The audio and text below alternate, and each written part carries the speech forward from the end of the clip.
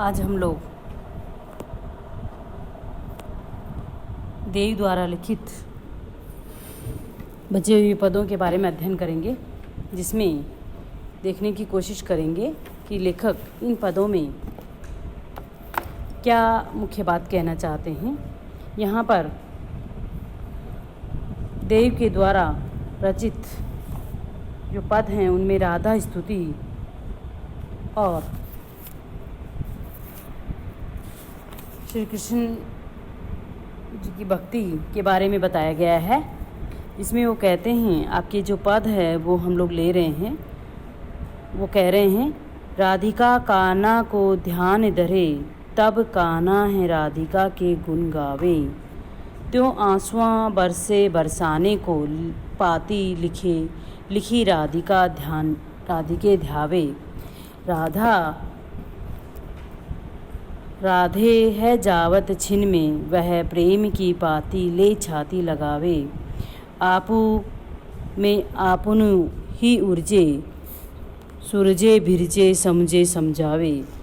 प्रस्तुत पद में जो हैं कवि राधिका की स्थिति का वर्णन करते हुए कह रहे हैं कि राधिका जो हैं श्री कृष्ण के प्रेम में या उनकी भक्ति में डूबी हुई हैं और राधिका की कैसी स्थिति हो जाती है, इसका वर्णन वो इस पद में कर रहे हैं।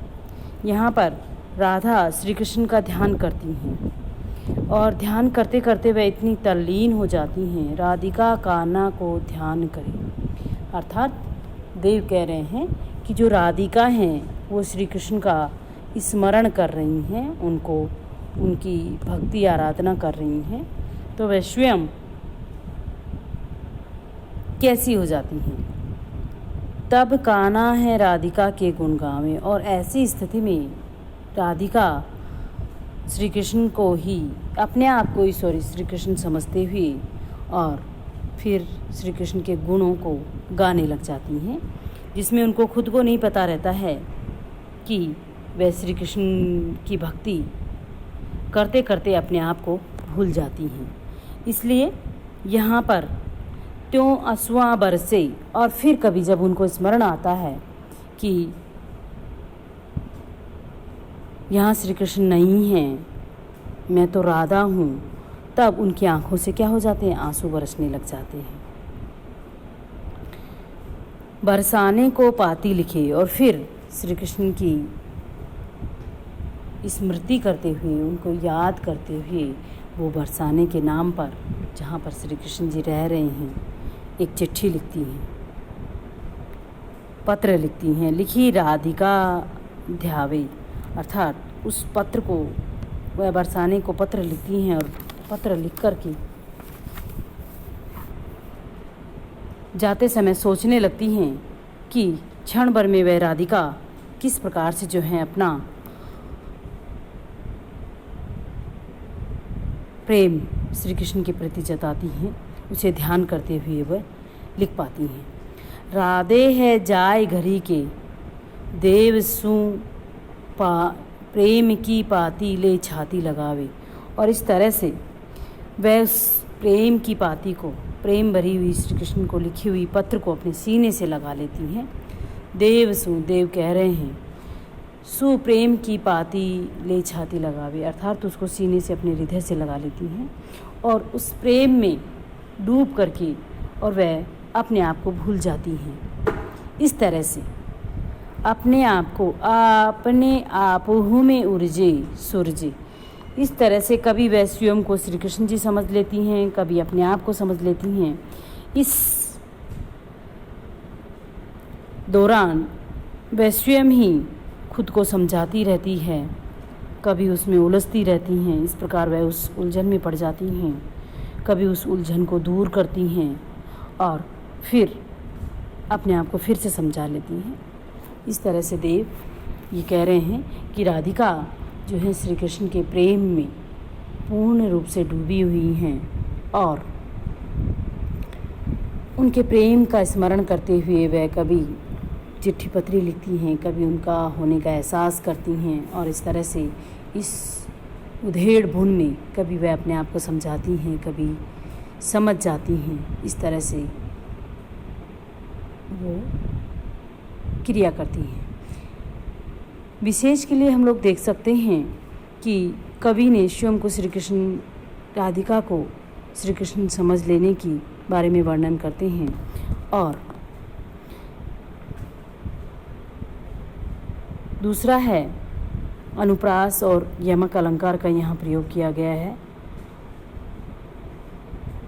यहाँ पर सवैया छंद है। आगे का पद हम लोग देखते हैं। माखन सो मन दूध सो जीवन है, दधी सो अधिक उर ईठी, जहाँ छवि आगे छपाकर छाछ समेत सुधा, वसुधा सब सीठी, नेह चूहे कवि देव बुझावत बैन वियोग अंगीठी, ऐसी रसीली अहीरी अहे कहो क्यों न लगे मनमोहन मीठी। इस पद में जो है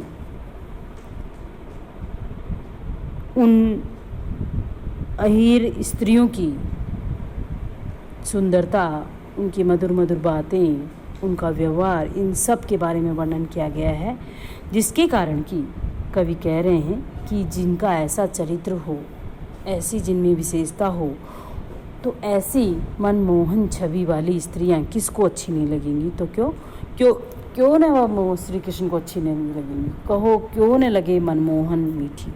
तो ऐसे गुणों वाली स्त्रियां श्री कृष्ण को क्यों नहीं अच्छी लगेंगी, अर्थात ऐसी अहीर स्त्रियां श्री कृष्ण को क्यों न अच्छी लगेंगी, जिनका चरित्र, जिनका वर्णन उपर्युक्त पंक्तियों में कवि कर रहे हैं। माखन सो मन, यहाँ कविदेव कहते हैं कि इन स्त्रियों का मन मक्खन की तरह कोमल और पवित्र है, जो कि दूध सो जीवन, और दूध के समान पवित्र इनका जीवन अर्थात उज्ज्वल, जिनके मन में कोई छल कपट, कोई राग द्वेष नहीं है, वो सिर्फ श्री कृष्ण से प्रेम करती हैं। और दधी सो अधिक उरीठी, और दधी से भी अधिक मीठा उनका हृदय, अर्थात उनके हृदय में कोई दुर्भावना नहीं हो। इसलिए मन को भाने वाला ऐसी सुंदर स्त्रियां, अर्थात ऐसी स्त्रियां जिनका सौंदर्य इतना आकर्षक हो, इतना अच्छा हो, वो किसको अच्छी नहीं लगेंगी।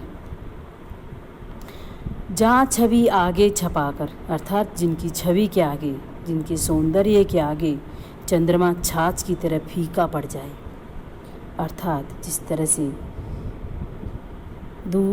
दही में से मक्खन निकाल के और छाछ बेकार की वस्तु समझ के फेंक दिया जाता है, वैसे ही वसुधा सब सीठी, और धरती के समस्त पदार्थ क्या हो जाएं, फीके पड़ जाएं। तो ऐसे में ऐसे गुणों वाली स्त्रियों को क्यों नहीं किसी को अच्छी लगेंगी।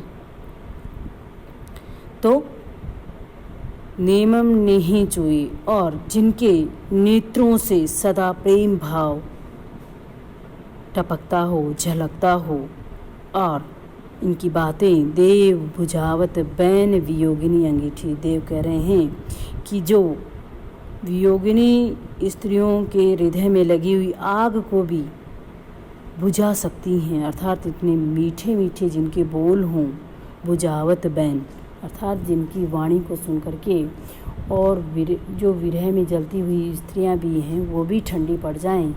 तो ऐसी स्त्रियों की मधुर मधुर बातों को सुन करके और कौन, वो किसको अच्छी नहीं लगेंगी। ऐसी रसीली अहीर अहे, तो ऐसी प्रेममयी भक्तिमय डूबी हुई अहीर स्त्रियां श्री कृष्ण को क्यों न अच्छी नहीं लगेंगी। इस बात में कोई आश्चर्य नहीं है।